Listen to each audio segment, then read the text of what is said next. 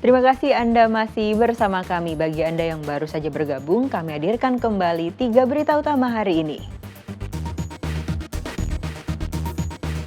Festival Jerami Purba Sangiran hadirkan aneka hewan purba dari jerami.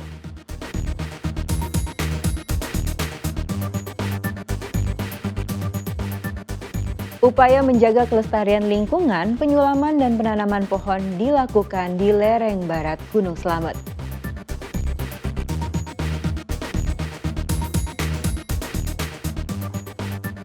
Ribuan karyawan PT Sritex menggelar doa bersama pasca perusahaan dinyatakan pailit.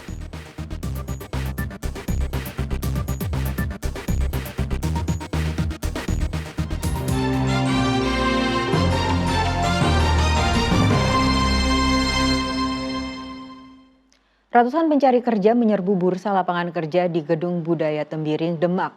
Warga rela berdesakan menuju sejumlah stan perusahaan demi mendapatkan pekerjaan.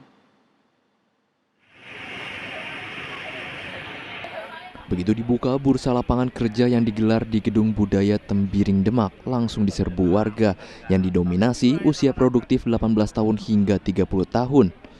Mereka rela berdesakan untuk bisa mendapatkan informasi atau formulir pendaftaran pekerjaan yang mereka inginkan. Bursa lapangan kerja diikuti 26 perusahaan dan membuka sebanyak 2.500 lowongan pekerjaan. Dalam 1 tahun terakhir, pemerintah Kabupaten Demak telah menggelar 2 kali acara ini.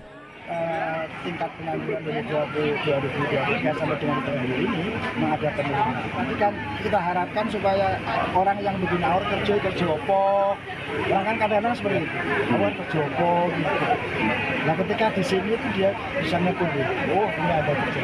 Tadi ada berapa perusahaan? 26 perusahaan kan supaya apa skill yang dia miliki itu disesuaikan dengan. Salah satu pengunjung mengaku selama 1 tahun dirinya menganggur. Ada juga 2 bulan lalu yang baru putus kontrak kerja. Yang tertarik Mbak untuk di job fair ini Mbak? Ada, jadi sebagai quality control di PT Surya. Berapa? Sebelumnya sudah bekerja Mbak? Sebelumnya pernah bekerja sebagai ahli GP di RSUD Senen Kerja Depok. Nah ini kenapa tertarik di job fair sini Mbak? Karena saya sudah keluar. Oh gitu, sudah keluar. Kerja lagi. Oh, sudah berapa lama untuk menganggur Mbak? Ada 2 bulan. 2 bulan? Diharapkan dengan adanya bursa lowongan pekerjaan ini dapat menekan angka pengangguran khususnya di Kabupaten Demak. Ali Mustafirin melaporkan dari Kabupaten Demak. Harga sejumlah komoditas sayur, mayur, dan buah di pasar tradisional Kota Tegal mulai merangkak naik. Kenaikan harga diduga karena pasokan barang yang terus menipis.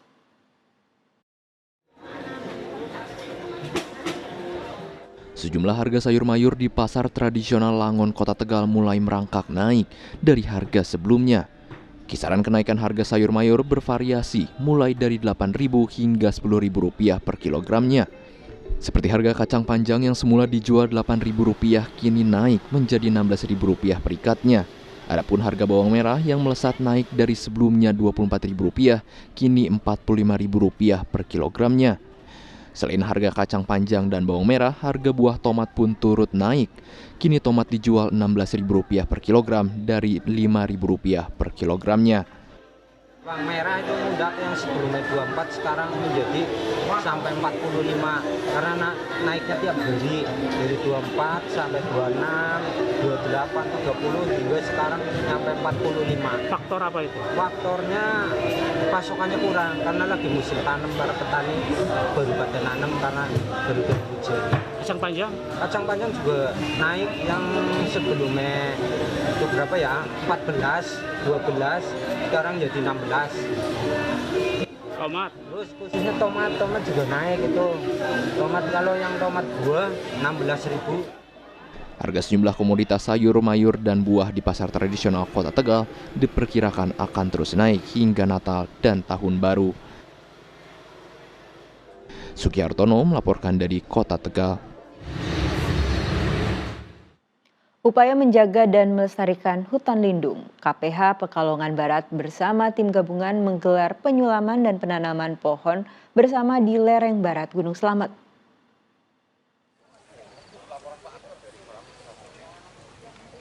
Penanaman berbagai macam jenis pohon ini digelar di kawasan hutan lindung lereng Gunung Slamet, tepatnya di Dukuh Kaliwadas, Desa Dawuhan, Brebes. Kegiatan ini digelar bersama masyarakat, pemerintah Kabupaten Brebes, serta anggota TNI. Penyulaman penanaman pohon ini dilakukan di petak 16A dan 16C, rencana pengelolaan hutan, dengan tujuan memelihara dan menambah tanaman pada lahan hutan lindung yang rusak. Penanaman pohon ini mencakup 900 jenis pohon seperti geringging, Afrika, kelepu, pisang, dan saman. Apa yang telah kita tanam kita mulai di tahun 2023 dalam rangka rehabilitasi hutan lindung, kita pastikan lagi melakukan perawatan dengan melakukan penyulaman. Sehingga apa yang sudah kita mulai untuk memberwujudan di tahun 2023 ini dipastikan keberhasilannya dengan melakukan kegiatan sulaman dan kerapatan tegaan. Luar biasa nih, cakep, mantap. Jadi yang datang itu nggak sebatas nanam, foto, pulang. Kayaknya nggak ya kayak itu ini. Serius, enak, bener-bener banyak. Yang nanam nggak cuma 1-2 pohon, ini banyak pada nanam gitu. Pada gerakan penanaman dan pemeliharaan hutan lindung ini, KPH Pekalongan Barat juga melakukan reboisasi dan penanaman pohon pinus, jati, mahoni, dan pohon rimba campuran di lahan seluas 415,9 hektar. Sugihartono melaporkan dari Kabupaten Brebes. Ribuan karyawan PT Sritex menggelar doa istighosa sebagai bentuk ikhtiar pasca perusahaan tekstil itu dinyatakan pilot oleh Pengadilan Negeri Niaga Semarang. Wakil Menteri Ketenagakerjaan juga turut menghadiri pembacaan doa bersama. Kepahitan itu bisa memainkan perusahaan yang berjumlah besar. Dengan sepenuh hati, ribuan karyawan PT Sri Rezeki Isman atau Sritex menggelar doa istighosah di lapangan serbaguna Sritex Sukoharjo. Doa bersama ini sebagai bentuk ikhtiar pasca perusahaan tekstil itu dinyatakan pilot oleh Pengadilan Negeri Niaga Semarang. Dalam kegiatan tersebut juga karyawan membentangkan spanduk berukuran besar bertuliskan "Tolong kami Pak Prabowo".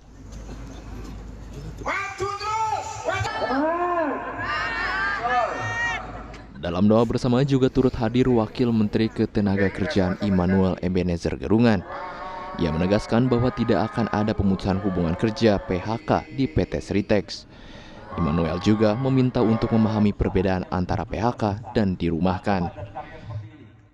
Hari ini untuk memastikan tidak adanya PHK di Sritex. Oke, ini ada salah definisi ya, jangan sampai sesat opini juga terkait PHK dan dirumahkan. Dirumahkan itu berarti tidak ada yang bisa diproduksi. Artinya mereka diistirahatkan di rumah karena tidak ada yang bisa diproduksi bahan-bahan dan sebagainya. Kalau PHK kan putus hubungan kerja. Nah itu harus jangan salah definisi ya soal itu. Biar masyarakat paham soal mana PHK, mana dirumahkan.